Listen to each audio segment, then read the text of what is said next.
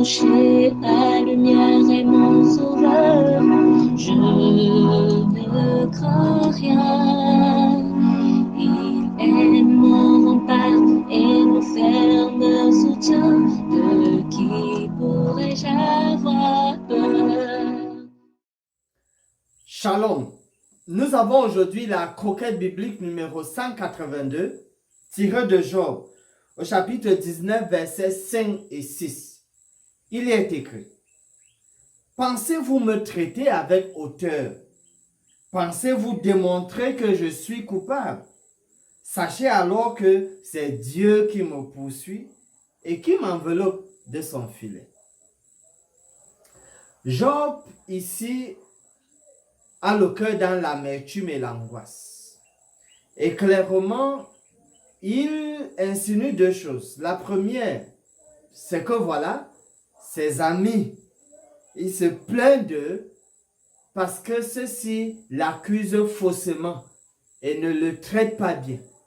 Mais la deuxième chose maintenant, c'est que il croit faussement que c'est Dieu qui le punit également et que c'est lui qui a causé sa souffrance. C'est ce qu'il exprime dans le deuxième verset, à savoir le verset 6. En réalité, la Bible est remplie de personnes qui croyaient que c'est Dieu qui était en train de causer leur souffrance. Nous avons le cas du psalmiste dans le psaume 66, 10 à 12, mais beaucoup plus celui des lamentations de Jérémie, au chapitre 1, versets 12 et 13. Il est écrit: Je m'adresse à vous tous qui passez ici. Regardez et voyez s'il est une douleur pareille à ma douleur, à celle dont j'ai été frappé. Maintenant, suivez, il dit: L'Éternel m'a affligé au jour de son ardente colère. Il donne les détails. D'en haut, il a lancé dans mes os un feu qui les dévore. Il a tendu un filet sous mes pieds. Il m'a fait tomber en arrière. Il m'a jeté dans la désolation, dans une langueur de tous les jours. Comme on le sait, il y a plusieurs circonstances, situations qui peuvent pousser un malade ou toute autre personne à éprouver de l'angoisse ou de l'amertume dans son cœur. Pour prendre le cas des malades, je voudrais croire que nous ne sommes pas supposés nous fâcher lorsqu'un malade se plaint autour de nous. Parce que le malade se plaint sur la base de l'angoisse et de l'amertume ressentie.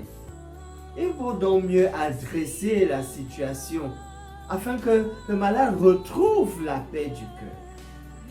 En guise de promesse, dans Jean 14, versets 1 à 3, la Bible déclare, et c'est le Seigneur Jésus qui parle, qui s'adresse à vous au cas où le cœur est tellement chargé, rempli d'angoisse et d'amertume.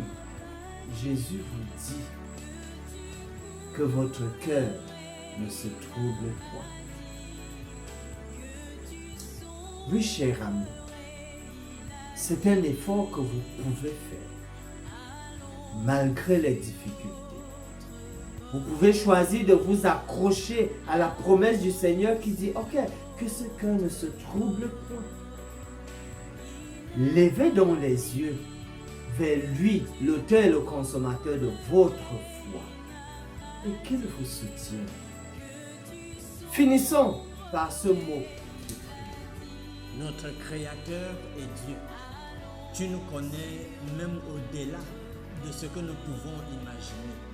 Tu sais comment l'angoisse et l'amertume peuvent dévaster n'importe qui d'entre nous. Nous venons à toi et prions en faveur des personnes qui ont urgemment besoin de ton intervention afin qu'elles ne restent pas captives de telles émotions. S'il te plaît, ramène-leur la paix du cœur. Nous te faisons confiance et t'adressons cette prière au nom de Jésus.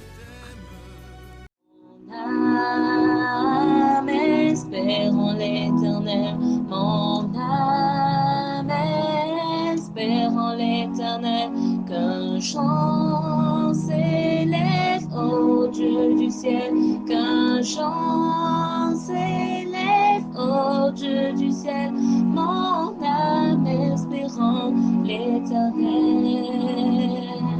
mon âme espère en l'Éternel.